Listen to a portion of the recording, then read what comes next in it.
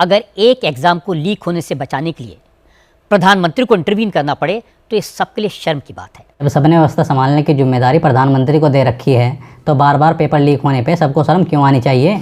अबे शर्म तो उस प्रधानमंत्री को आनी चाहिए जिस पे व्यवस्था ना संभाल ली। Oh my God! और अगर आपके बस की ना है देश की व्यवस्था चलाने की तो इस्तीफा दे दो ना, क्यों जबरदस्ती कुर्सी पे चिपक के बैठे हो? मैं नहीं बताऊंगा। और मोदी जी हमको एक बात बताओ, जब तुम्हारे मिनिस्टर वो काम ना कर पा रहे जिस काम करने वास्ते आपने उनको मिनिस्टर बनाया था तो उनको उनके पद से हटा क्यों ना देते? अरे मोदी जी योग्यता देख के मिनिस्टर बनाए थे या रिश्वत लेके?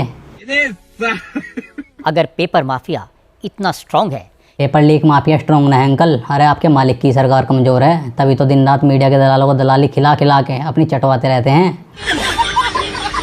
शिक्षा मंत्री की ये बात सही है। अगर पेपर सेट करने वाले ही पेपर लीक करने लगे, अगर ट्रांसलेशन करने वाले लालच में अंधे हो जाएं, तो क्या किया जा सकता है? नहीं करने को तो बहुत कुछ किया जा सकता है, पर करे कैसे जब ये नेता पेपर सेट और पेपर ट्रांसलेट करने का ठेका ही अपने मामा को छोरों को दिलाते हैं। सही पकड़े हैं। लेकिन क्या करना है, कैसे करना है, इसकी जिम्मेदारी शिक्षा मंत्री की है। पर लेने को तैयार तो ना है वो जिम्मेदारी। अगर वो जिम्मेदारी लेता तो अब तक इस्तीफा दे चुका होता, यूँ कुर्सी पे एलपी लगा के ना बैठा होता। क्या बात कर रहे हैं? बेईमानी और लूट करने वालों के पाप का खामियाजा एग्जाम देने वाले 22 लाख स्टूडेंट्स क्यों भरे? ठीक बोल रहे हो चाचा, क्यों भुगते दूसरे के पापों की सजा? पर चाचा एक बार मोदी जी के बारे में भी ऐसे ही बोलो ना। बोलो कि मोदी के यूएसए से महंगा पेट्रोल डीजल खरीदने की हनक का खामियाजा देश की पब्लिक क्यों भुगते जब रूस से सस्ता ऑयल मिल सकता है? साथ ही साथ ये भी पूछ लेना अंकल कि अपने बेटों के प्यार में पागल एक आदमी के एथेनॉल बेचने के पागलपन की सजा देश की पब्लिक की बाइक और कार्स को क्यों दी जा रही है? उसी नॉर्वे के सबसे बड़े अखबार ने प्रधानमंत्री का मजाक उड़ाते हुए कार्टून प्रकाशित किया है। अगर इंडिया में मीडिया होती तो कुछ ऐसा ही कार्टून वो भी अपने अखबारों में छापती, पर अफसोस इंडियन मीडिया का देहांत तो 2014 में ही हो गया था। अब तो इंडिया में दलाल मीडिया का मुखौटा पहन के दलाली करते हैं और खुद को इंडिया का नंबर 1 मीडिया हाउस बताते हैं। पर लिखा है एक चालाक और थोड़ा परेशान करने वाला व्यक्ति। थोड़ा? अरे बहुत ज़्यादा परेशान करने वाला पीएम है हमारा। ना तो रोजगार देता है और ना महंगाई कम करता है। लेकिन हम आपसे पूछते हैं कि क्या इसमें आपको भारत का अपमान नहीं दिखता? भारत का अपमान तो ना, पर दलालों के बाप का अपमान जरूर दिखता है।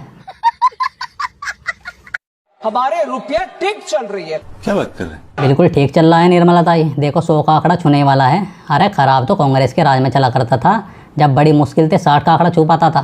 तुम्हें शर्म है कुछ? नहीं। So it's going to hit 100. So what?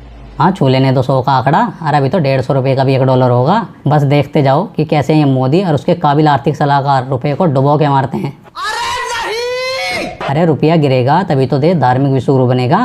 और जैसे धार्मिक गुरु लोगों से भीख मांगते फिरते हैं, ठीक वैसे ही हम पूरी दुनिया में भीख मांगते फिरे करेंगे। आज 80 करोड़ लोगों को मुफ्त राशन मिलता है। देश को भुखमरी के मुंह में धकेल के देश का पीएम भुखमरी को अपनी उपलब्धि बता रहा है और पब्लिक से वोट मांग रहा है। बताओ शर्म की बात। 80 करोड़ माने कुल पॉपुलेशन का लगभग 60%, 5 किलो मुफ्त के राशन पे निर्भर है। और देश का प्रधानमंत्री बोल रहा है कि हम देश को 2047 तक विकसित बना देंगे। अरे मोदी जी विकसित भारत छोड़ो, तुम पहले देश को भुखमरी मुक्त बनाओ। बिल्कुल राइट।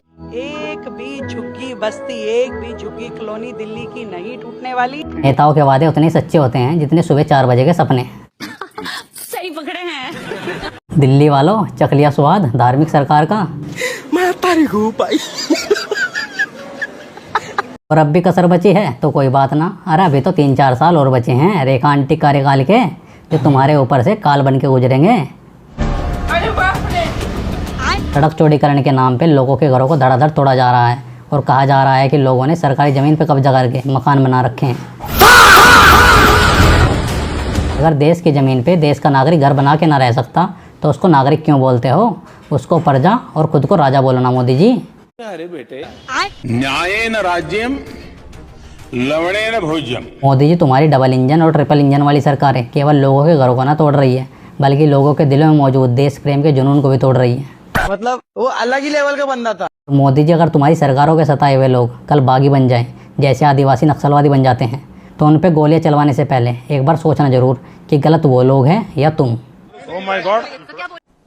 डिप्रेशन